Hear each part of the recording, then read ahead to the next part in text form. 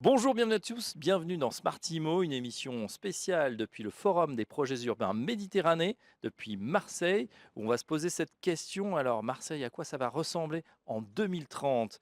Des solutions peut-être pour s'adapter au changement climatique. Dans le débat, on verra que ce sont des solutions inspirées de la nature et qui ont lieu partout dans le bassin méditerranéen.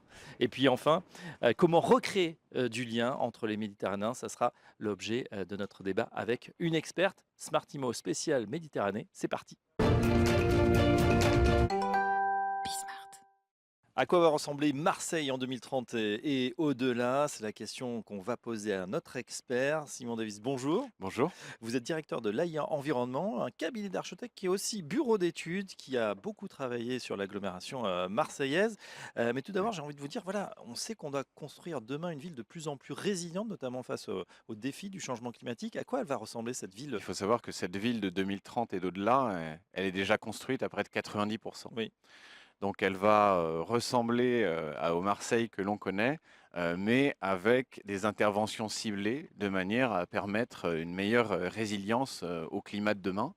On parle du triplement des nuits tropicales à échéance 2050. Donc Ouais. ça C'est-à-dire va des aller nuits très où la rapidement. température baisse pas en dessous de 30 degrés? Exactement. Pensez qu'on aura plus de 75 nuits tropicales par an à échéance 2030, mais là, dès cette année, enfin dès l'année dernière, plutôt, on en avait déjà 72. Donc on est même en avance sur le calendrier du dérèglement climatique. Comment on adapte justement la ville déjà? Parce que l'urgence, elle est là finalement. Je ne vais pas regarder devant, mais je vais plutôt regarder en arrière, pour vous expliquer à quoi pourrait ressembler Marseille en 2030. En fait, quand on voit, revenons donc très en arrière, par exemple en 1834, Oui. figurez-vous qu'on a eu cette année-là un épisode caniculaire extrêmement important. Parallèlement, on a eu des enjeux d'épidémie liés au choléra qui ont été très fortes. Et là, le courage politique de l'époque a décrété qu'il fallait un canal pour alimenter Marseille en eau, avec une volonté d'assainissement, mais aussi une volonté de fraîcheur. Il y a près de 300 fontaines qui ont été créées et on a planté énormément d'arbres. Ça a permis d'adresser cet enjeu de santé publique majeur et on a planté abondamment le long de corridors de fraîcheur. Malheureusement, le XXe siècle est passé par là et Et on a tout Marseille a rebétonné? perdu 50 Ouais. à 60% de son patrimoine arboré depuis 1910. Marseille 2030, c'est peut-être un Marseille 1910 avec cette fraîcheur et bien sûr avec la modernité d'aujourd'hui. On saura trouver les dispositifs architecturaux et urbains, mais c'est intéressant de voir que c'est finalement une forme de retour aux sources. Oui. Et que interroger la question de la fraîcheur, c'est aussi interroger le patrimoine de notre belle ville. Un bel exemple de bétonisation, Oui. mais qu'on pourrait faire revivre, pourquoi Mm. pas, et revégétaliser. C'est le parc Chano, en plein cœur de Marseille, qui n'a de parc finalement que... Non, c'est très bétonné. Aujourd'hui, il est imperméabilisé à 95%. Et quand on regarde une vue aérienne de l'année 1950, on voit qu'à l'époque, on avait près de 1000 arbres dans ce parc. L'enjeu, là, on intervient actuellement en tant que paysagiste et urbaniste sur ce secteur, c'est justement de renaturer ce site pour en faire un refuge climatique pour l'ensemble des voisins, l'ensemble des riverains sur ce quartier. Ouais. Ça peut aller assez vite, c'est-à-dire qu'en 3 ans de travaux, on arrive à multiplier par 10 la biodiversité et la fraîcheur sur ce secteur qui aujourd'hui, lorsqu'on a un épisode caniculaire, peut monter à 55 degrés de température de surface. Ouais, voilà, qui est plutôt un parc des expositions, Ouais. effectivement, aujourd'hui. Autre exemple, l'hôpital Saint-Joseph, sur lequel vous vous penchez actuellement.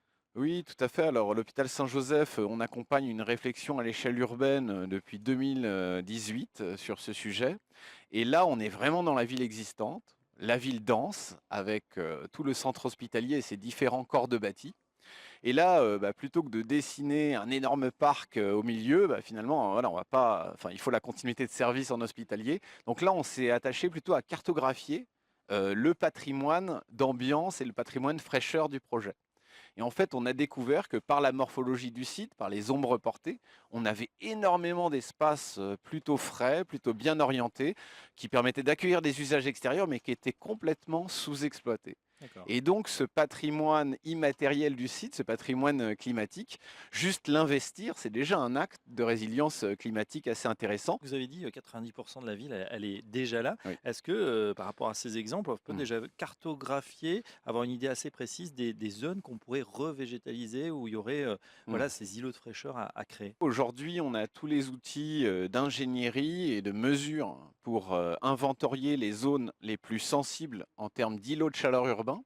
Alors l'îlot de chaleur urbain, c'est vraiment cette caractéristique de la ville qui capte la chaleur et qui la restitue la nuit. Oui, Et donc ça devient assez invivable dans le sens où si vous êtes une personne âgée ou un jeune enfant, vous allez avoir des troubles du sommeil, l'accélération de bien sûr. maladies chroniques par exemple. Et donc aujourd'hui, on a une capacité de les cartographier, ces zones-là qui sont particulièrement sensibles, et pourquoi pas de les superposer aux zones les plus sensibles de la ville, à savoir par exemple les établissements hospitaliers pour personnes âgées dépendantes, les crèches, les groupes scolaires. Et donc, si on identifie ces déserts végétaux à l'échelle de la ville, Mhm. ça nous aide à intervenir de manière ciblée, parce que chacun devrait avoir à moins de 200 mètres de chez soi un refuge climatique de proximité. En tout Mm. cas, c'est ce qu'on croit. Alors, on a parlé du végétal. Qu'en est-il de l'eau? Est-ce qu'on refait un canal? Est-ce qu'on rouvre les fontaines? Vous parliez de plusieurs centaines ou milliers de fontaines qu'il y avait auparavant. Non, mais c'est vrai que l'adaptation au changement climatique, vous avez raison de le souligner, c'est aussi la question de la pénurie de l'eau qui Oui. arrive avec une baisse de l'étiage là au niveau du prélèvement d'eau du canal actuel. Donc il va falloir trouver d'autres solutions. Et ça tombe bien parce que dans cette recherche là sur la fraîcheur, on se rend compte qu'on a des ressources insoupçonnées et fortement inexploitées chez nous. Bien sûr, si on récupère l'eau de pluie, ça marche, on va dire en Mhm. mi-saison, mais en été, pendant période sèche, c'est vite, rapidement difficile. Par contre, ce qu'on fait toujours en période de sécheresse, c'est prendre des douches, par exemple. Et donc cette eau, qui regagne le silo, elle est assez peu souillée et donc on peut la traiter, écologiquement et la réutiliser. Et rendez-vous compte, avec juste une douche que vous prenez, vous pouvez à la fois alimenter l'ensemble de vos WC en eau non potable, C'est vrai. par exemple. Vous pouvez laver l'ensemble de votre copropriété avec, et vous pouvez encore arroser 60 mètres carrés d'espace vert public.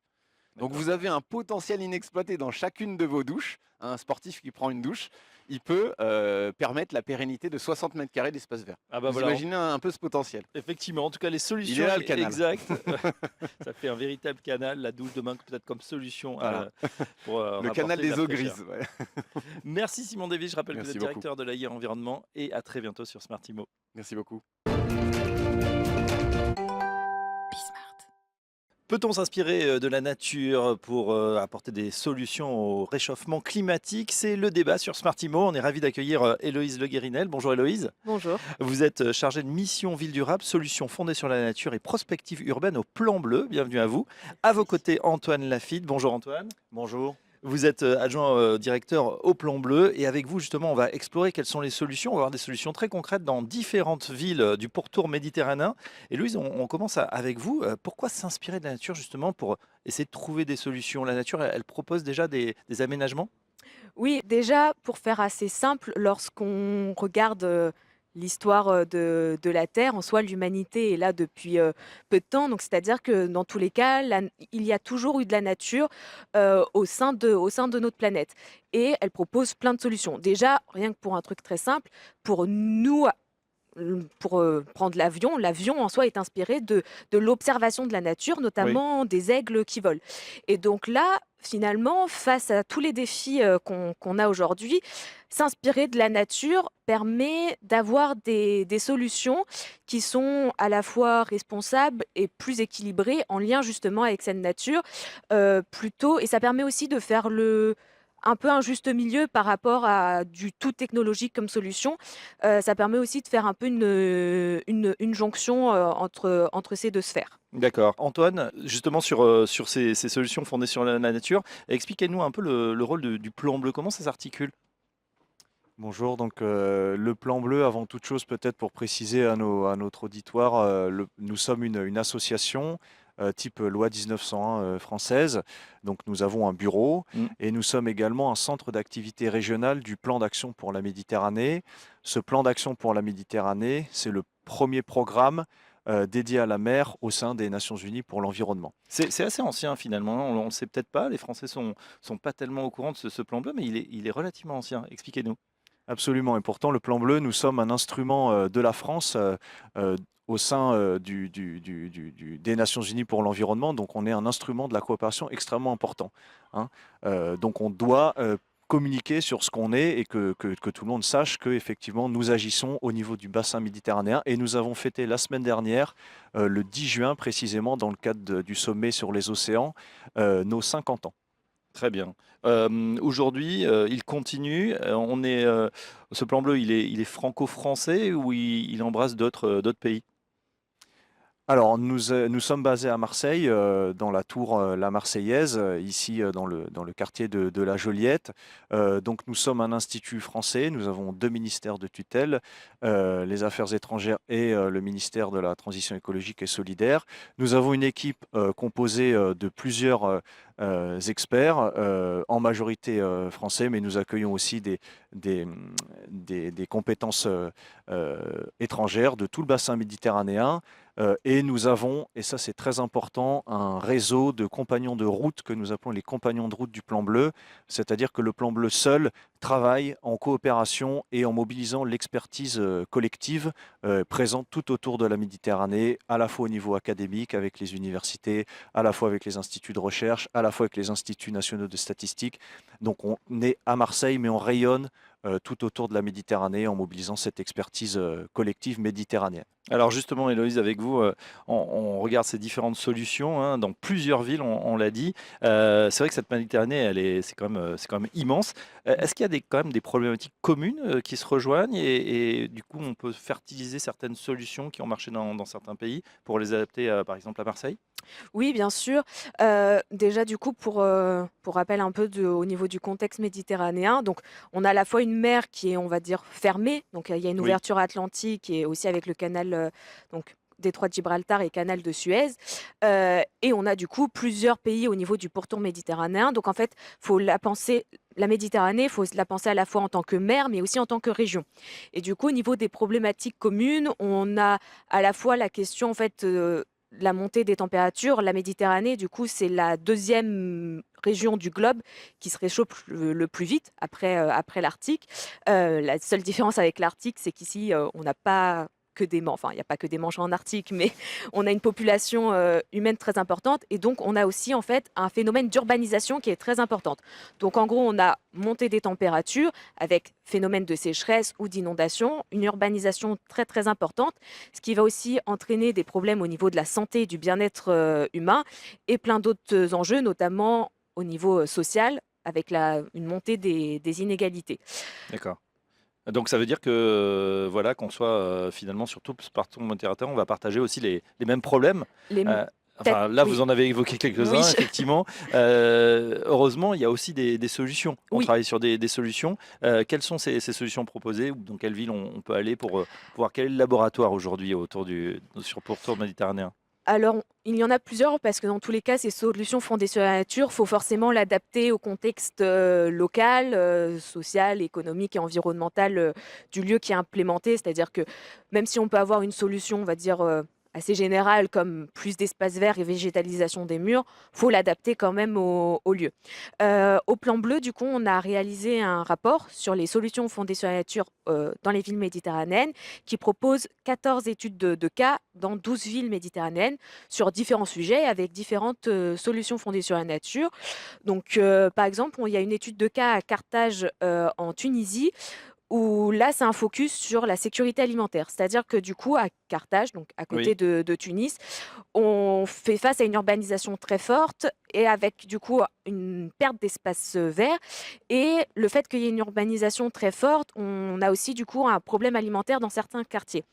Du coup, ce qui a été mis en place là comme solution fondée sur la nature, c'est de créer des jardins communs, à la fois au sein privé, au sein public. Donc comme ça, on répond à la problématique du manque d'espace vert, mais aussi à la problématique du coup alimentaire. Et au niveau des bénéfices, ça va permettre du coup de répondre ce problème alimentaire, bien sûr. mais aussi renforcement du lien social, sensibilisation à ces questions, aussi d'un point de vue économique, Mhm. ça permet forcément de diminuer des coûts alimentaires, mais aussi comme c'est mis en place au niveau d'un circuit court, on a de multiples bénéfices. Donc ça, c'est une étude de cas D'accord. parmi 14. Donc on voit qu'effectivement, on parle beaucoup de renaturation en Oui, ville. Bah, là aussi, c'est remettre de l'agriculture. oui, Juste pour compléter, Antoine, avant de partir sur les autres cas, alors on va pas faire les 14, mais on va partir à Barcelone et également à Alexandrie.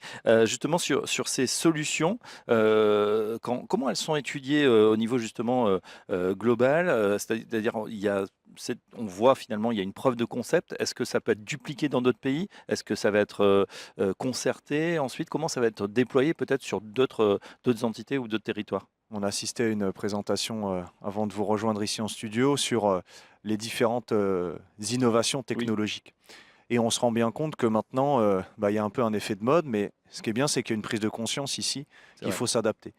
C'est-à-dire que on parle souvent de mesures sans regret. C'est-à-dire qu'on a tout intérêt, économiquement, socialement, d'un point de vue de l'environnement aussi, tout simplement, à s'adapter, à engager des réflexions collectives ou individuelles.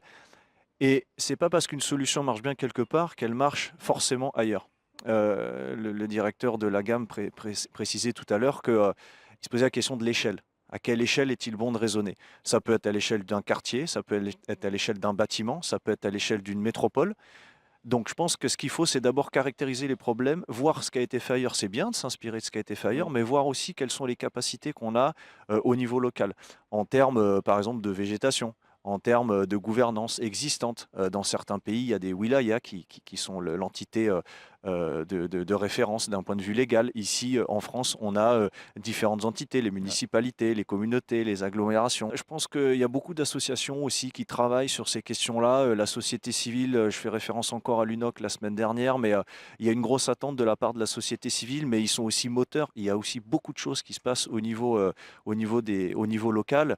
Et oui, s'inspirer de ce qui se fait ailleurs, s'inspirer de la nature aussi, c'est bien, mais il y a une grosse dimension singulière, c'est-à-dire endogène au lieu dans lequel on réside. On peut pas faire de copier-coller, c'est ça? C'est s'inspirer, mais pas forcément répliquer. Et il y a une différence d'échelle, évidemment. Alors, on est allé à Carthage, on continue à voyager pour aller pas très loin, aller du oui. côté de Barcelone, en Espagne. Que se passe-t-il du côté de la Catalogne? C'est quand même du coup une grande métropole, un peu comme Marseille, et on fait face à une pollution atmosphérique quasiment continue, qui est accentuée pendant les épisodes de canicule. Ça, c'est peu importe les villes et les endroits, Oui. quand on a des forts pics de chaleur, on va avoir une pollution aux fines particules qui va être particulièrement importante, et du coup, ça va créer des problèmes de santé.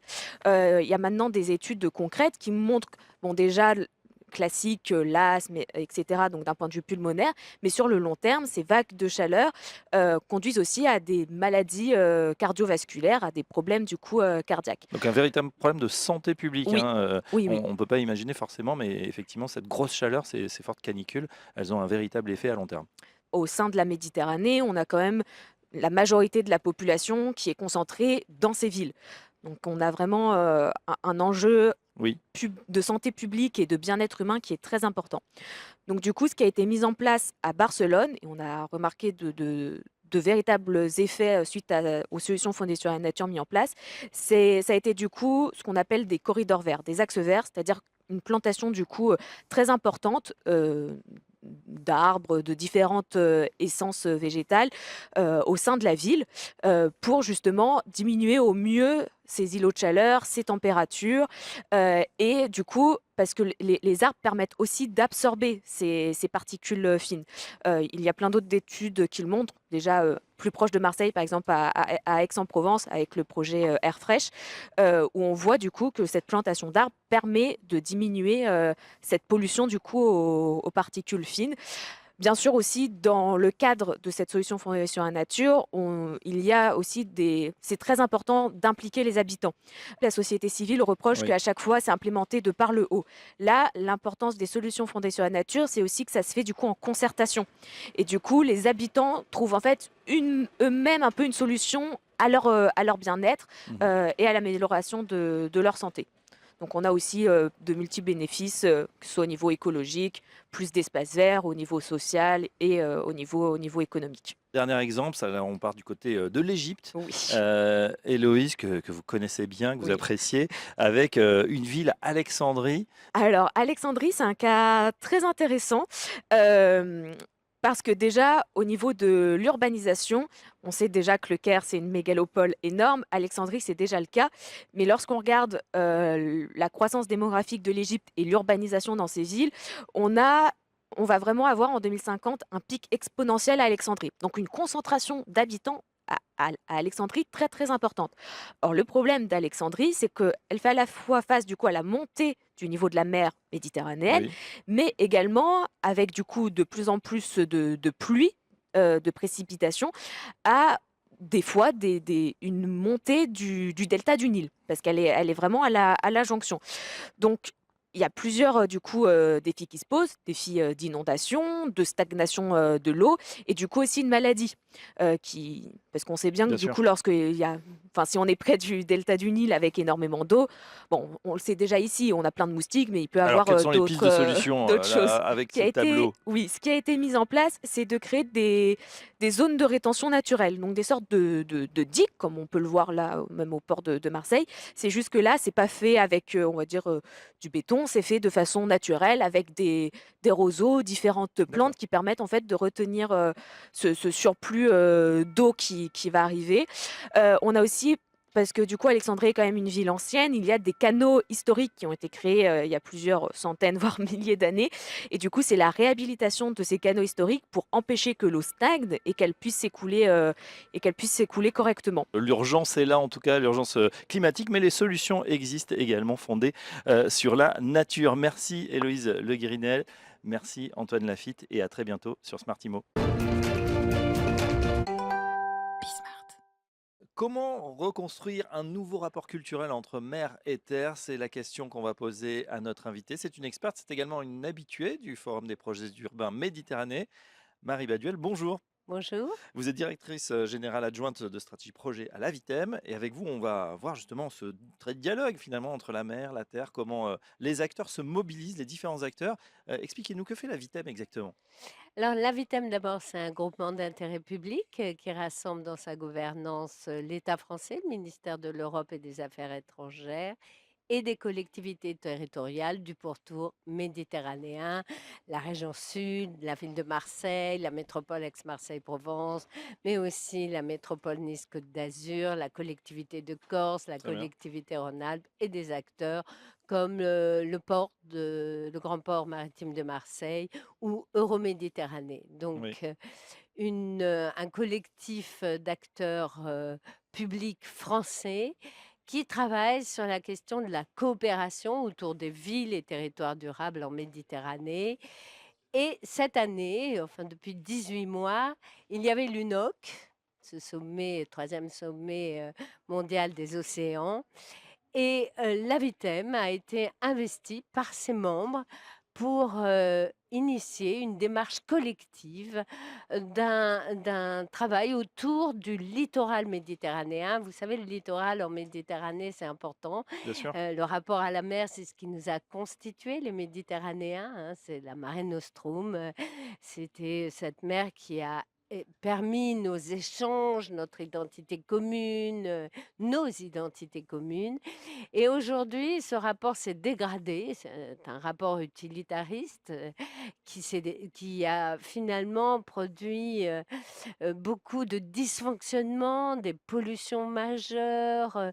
Le changement climatique entraîne des risques et des vulnérabilités importantes, montée des eaux, salinisation des nappes phréatiques, acidification des eaux de notre mer. Donc beaucoup de choses qui nous rendent vulnérables, les habitants de ce pourtour Les méditerranéen, Méditerranéens. les Méditerranéens. Et donc, on a engagé une démarche qui est une démarche, au début, nous avons créé un petit comité de pilotage avec d'abord nos membres, bien sûr, mais beaucoup plus large, des scientifiques, Mmh. l'Institut de la recherche et développement, le MEDEC, qui est le volet méditerranéen du GIEC, hein, et puis des collectivités territoriales. Nous avons travaillé avec MedCité, qui est un collectif de collectivités implanté à Barcelone, le réseau des villes méditerranéennes implanté à Nice, et puis des acteurs différents, de projets. Oui. Et ensemble, on a construit une démarche, 4 ateliers pour définir 3 engagements et 4 premiers projets prioritaires. Quelles sont justement ces priorités? Les ateliers d'abord, parce que c'est eux qui ont aussi construit peut-être la proposition à la fois stratégique et tactique pour la Méditerranée. Les ateliers, on en a fait 4. L'eau potable à Nice, les risques à Marseille, pardon, les risques littoraux à Alexandrie, les risques littoraux pour des territoires de basse altitude qui risquent de disparaître, Oui. et donc les enjeux de recomposition territoriale à Nice. Et enfin à Mugla en Turquie, le rapport culturel des Méditerranéens à la mer, parce qu'il nous a semblé que tout ne serait pas une question d'aménagement, des questions techniques, mais il y aura aussi un nouveau rapport, un rapport à refonder pour Oui. réenchanter cette Méditerranée. On a perdu ce lien, les Méditerranéens, avec leur Mare Nostrum, comme vous disiez? Il y a eu un rapport très productiviste à la mer, hein, Économique. économique, ou touristique, mais qui, finalement, fait de cette mer une mer poubelle, Oui. une mer cimetière, une mer, et qu'aujourd'hui, réenchanter notre capacité de vivre autour de ce patrimoine, naturel, de biodiversité, quand on parle de rapport des humains à la nature, eh bien, la mer est une très forte opportunité pour nous, et donc il faut réenchanter ça. 3 engagements: n'empirons pas les situations. Oui. Arrêtons d'urbaniser nos espaces De côtiers, bétonner. arrêtons la bétonisation. Deuxièmement, accélérons nos transitions, parce que nous avons déjà engagé une transition écologique dans nos aménagements, renaturation des villes, décarbonation de nos économies. Il faut renforcer ça. Et troisièmement, créons finalement une gouvernance collective, et la Voix des Méditerranéens peut en être le support, pour refonder un autre rapport, une autre capacité de production, d'échange et de consommation de cette mer. 4 projets prioritaires. Oui. Et on terminera là-dessus. On Allez-y. terminera là-dessus. 1, connaître. Il faut faire un atlas des risques méditerranéens en assurant l'interopérabilité des données, mais aussi en créant d'autres formes de représentation de nos risques, la cartographie, mais aussi le narratif, la mémoire de risque. Le deuxième, c'est se projeter. Nous appelons de nouveau la Commission européenne, et on a déjà engagé les pourparlers là-dessus, pour un nouvel appel à projet de résilience de nos littoraux méditerranéens et de mise en réseau des acteurs du projet. Oui. Troisièmement, eh bien, c'est se cultiver. Et il a été facile de finalement repérer qu'on pouvait faire une biennale des arts et de design en Méditerranée, juste en se coordonnant mieux, juste en communiquant ensemble, juste en chaque 2 ans en se donnant une thématique, et en produisant finalement un livre ensemble sur une culture qui va relier l'ancien et le moderne. Et dernier, eh bien, dans la longue tradition des Méditerranéens, on voyage, c'est comme ça qu'on se connaît, et donc un Erasmus pour les acteurs des collectivités territoriales. Merci à Marie Badia. Je rappelle que vous êtes directrice générale adjointe de stratégie projet à la Vitem, et à très bientôt sur Smart Imo. Merci beaucoup.